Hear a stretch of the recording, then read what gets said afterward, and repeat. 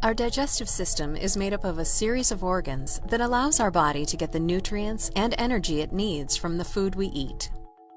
Digestion starts in the mouth, where chewing and saliva breaks down food so it is more easily processed by your body. Once you swallow, the food enters the esophagus, which is a muscular tube that connects the pharynx, or throat, to the stomach. The esophagus contracts as it moves food into the stomach. A valve called the lower esophageal sphincter, or LES, is located just before the opening to the stomach. This valve opens to let food pass into the stomach from the esophagus, and it prevents food from moving back up into the esophagus from the stomach.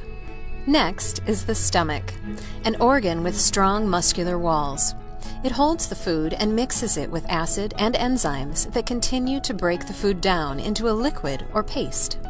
Almost 20 feet long, the small intestine, also called the small bowel, is the workhorse of the digestive system.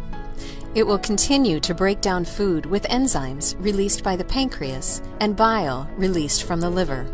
It is made up of 3 segments: the duodenum, which continues the breakdown of food, and the jejunum and ileum, which are mainly responsible for the absorption of nutrients. Aiding the digestive process is the pancreas. Among its other functions, the pancreas helps digestion by producing digestive enzymes and secreting them into the duodenum, the first segment of the small intestine. These enzymes break down protein, fats, and carbohydrates. The liver is another organ with many functions. Its main responsibilities in the digestive process are to make and secrete bile, and to process and purify the blood, which contains newly absorbed nutrients that are coming from the small intestine.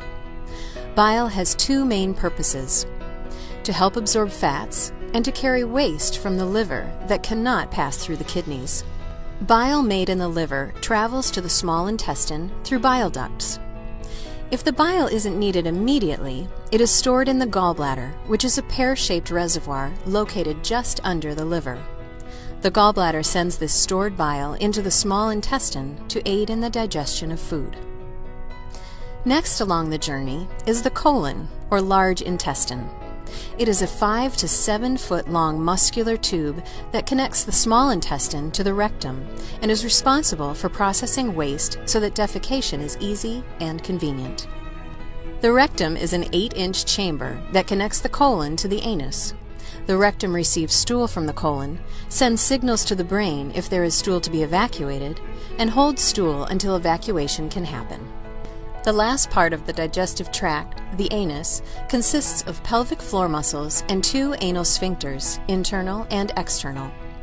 Together, their jobs are to detect contents in the rectum, determine whether the contents are liquid, gas, or solid, and then control when stool should or shouldn't be excreted from the body. It's useful to understand the digestive system and the role it plays in your overall health and well-being.